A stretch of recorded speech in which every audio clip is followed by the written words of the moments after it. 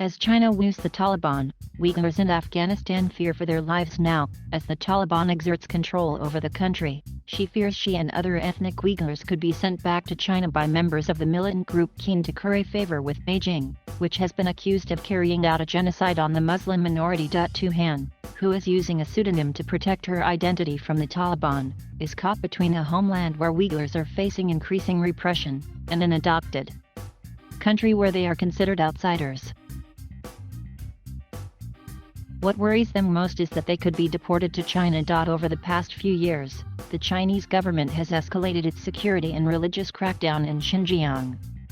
Up to 2 million Uyghurs and other Muslim minorities are believed to have passed through a sprawling network of detention centers across the region, according to the U.S. State Department. Former detainees allege they were subjected to intense political indoctrination, forced labor, torture, and even sexual abuse. China vehemently denies allegations of human rights abuses, insisting the camps are voluntary vocational training centers designed to stamp out religious extremism and terrorism. Tuhan said she fears what will happen to her and her family if they're forced to return. All these past years, life was difficult. But what is happening now is the worst, she said, referring to the Taliban takeover. It is just a matter of time before find out that we are Uyghurs. Our lives are in danger. China refugee Tuhan was just 7 years old when she and her parents fled Yarkand, an oasis on the ancient Silk Road near the Chinese border with Afghanistan. Tuhan is one of up to 3,000 Uyghurs in Afghanistan, according to Sean Roberts, a professor at George Washington University and author of The War on the Uyghurs, making them a tiny minority in the country of more than 37 million. Abdulaziz Nazari, whose parents fled Xinjiang in 1976, said his ID still identifies him as a China refugee even though he was born in Kabul. Nazari, who now lives in Turkey, said he has collected the names of more than 100 Uyghur families who want to flee Afghanistan. They're afraid from China, because the Taliban was dealing with China behind the door. And they are afraid to send back to China, he said. A good friend, there's reason for Uyghurs in Afghanistan to be worried, say experts. In July, a Taliban delegation paid a high-profile visit to Tianjin, where they met with Chinese Foreign Minister Wang Yi. Wang called the Taliban an important military and political force in Afghanistan and declared that they would play an important role in the country's peace, reconciliation, and reconstruction process. In return, the Taliban called China a good friend and pledged to never allow any forces to use the Afghan territory to engage in acts detrimental to China, according to a statement from the Chinese Foreign Ministry on the meeting. And last week, a Taliban spokesperson called for closer relations with Beijing in an interview with Chinese state broadcaster CGTN. China is a very important and strong country in our neighborhood, and we have had very positive and good relations with China in the past, Zabiha Mujahid said.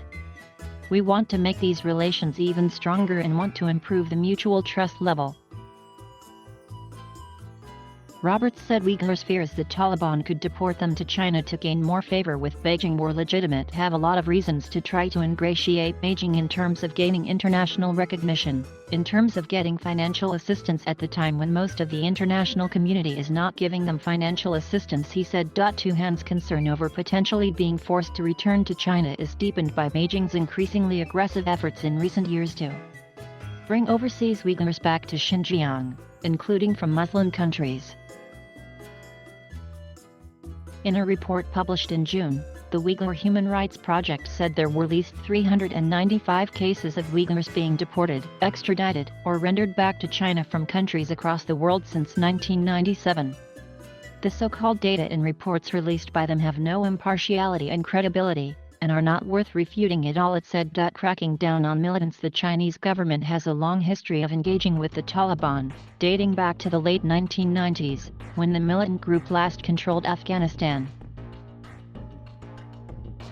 Beijing has repeatedly urged the Taliban to crack down on Uyghur militants in Afghanistan, primarily the East Turkestan Islamic movement, which it has blamed for almost every terror attack or violent incident in Xinjiang and other parts of the country. During his July meeting with Taliban officials in Tianjin, Wang, the Chinese foreign minister, said Eastern Time IM poses a direct threat to China's state security and territory integrity. A video released by state broadcaster CGTN in 2019 compared the Eastern Time to Al-Qaeda and ISIS, saying it has attempted to recruit people on a massive scale, spreading a radical ideology that continues to cause chaos in many countries around the world. Eastern Time started as a small group of Uyghurs who came to Taliban-ruled Afghanistan in 1998 with the intent to establish an insurgency against Chinese rule, according to Roberts. The Taliban initially allowed the group to settle in Afghanistan, but in an attempt to seek Chinese support amid international isolation, the Taliban assured Beijing that it would not allow any group to use its territory to conduct attacks against China. In the 1990s and 2000s, Xinjiang saw a rise in violent attacks, which Roberts said were often spontaneous outbursts of grievances toward the Chinese government's repressive policies. But after the 9/11 attacks, Beijing tried to reframe all those incidents as being related to Islamic terrorism directed by external groups such as Eastern Time, he said. Few people had heard of Eastern Time until it was designated by the U.S. government as a terrorist organization in 2002, during a period of increased anti-terrorism cooperation with China in the wake of the 9/11 attacks. That decision, however, has been questioned by experts and officials, who see it as a quid pro quo by Washington to gain Beijing's support for the invasion of Iraq. Last year, amid worsening U.S.-China relations, the Trump administration delisted Eastern Time as a terrorist group, drawing the ire of Beijing. The U.S. State Department said the removal was because for more than a decade, there has been no credible evidence that Eastern Time continues to exist.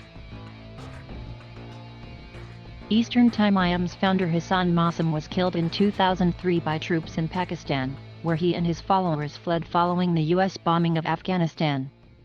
The group appears to have died with him, said Roberts.